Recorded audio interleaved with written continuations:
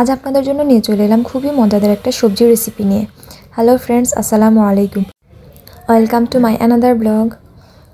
প্রথমে আমি একটা ফ্রাই প্যান নিয়ে নিয়েছি। ফ্রাই প্যানে আমি কিছুটা তেল দিয়ে, তেলটা গরম হয়ে যাওয়ার পর আমি এখানে কিছুটা পেঁয়াজ অ্যাড করে দিয়েছি। পেঁয়াজটা হালকা যখন ভাজা ভাজা হয়ে যাবে, এই পর্যায়ে এসে আমি প্রায় 1 টেবিল চামচ আদা রসুন বাটা ইউজ করব। এখানে আদা রসুন বাটা দেওয়ার পর এটাকে আমি কিছুক্ষণ নেড়ে চেড়ে নিব যাতে আদা রসুনের গন্ধটা চলে যায়। তারপর এর মধ্যে আমি 2 টেবিল চামচ হলুদ, 2 টেবিল চামচ মরিচ আর পরিমাণ মতো লবণ দিয়ে দিচ্ছি। আপনার যারা যেমন লবণ খান তারা ওই স্বাদ মতো লবণ ইউজ করবেন। তারপর 1 টেবিল চামচ আমি এখানে ধনিয়া গুঁড়ো দিয়ে দিয়েছি। ধনিয়া গুঁড়ো দেওয়ার পর এগুলোকে আমি আবার ভালো করে নেড়ে চেড়ে হালকা একটু ভেজে আমি এখানে কিছুটা পরিমাণ মতো পানি অ্যাড করে দিব যেন মশলাগুলো ভালো করে কষানো হয়। এখন পানি দিয়ে দেওয়ার পর আবার একটু নেড়ে আমি এটাকে ঢাকনা দিয়ে ঢেকে দিচ্ছি। এই যে এই পর্যায়ে এসে আমার প্রায় আপনার মশলাগুলো কষানো শেষ। এখন আমি যে 5 রকমের সবজি আমি অ্যাড করব, এই যে আমি এখানে ফুলকপি, সিম, মূলা, গাজর, আলু এগুলো দিয়ে আমি আজকে সবজিটা রান্না করতেছি। সবগুলো সবজি আমি এখানে দিয়ে দিচ্ছি। দিয়ে দেওয়ার পর হালকা একটু নেড়ে আমি এগুলোকে ঢাকনা দিয়ে ঢেকে দিব।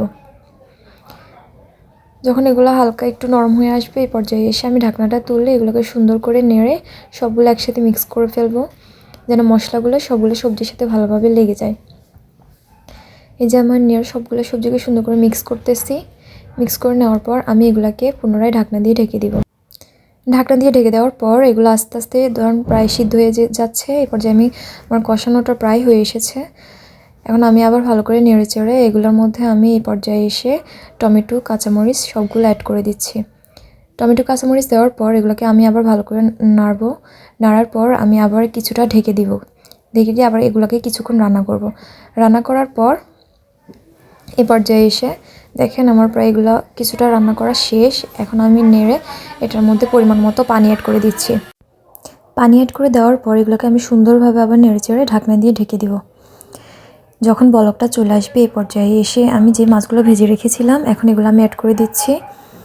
দেওয়ার পর আমি আবার হালকা এগুলোকে নেড়ে আমি আবার ঢাকনা দিয়ে ঢেকে দিব।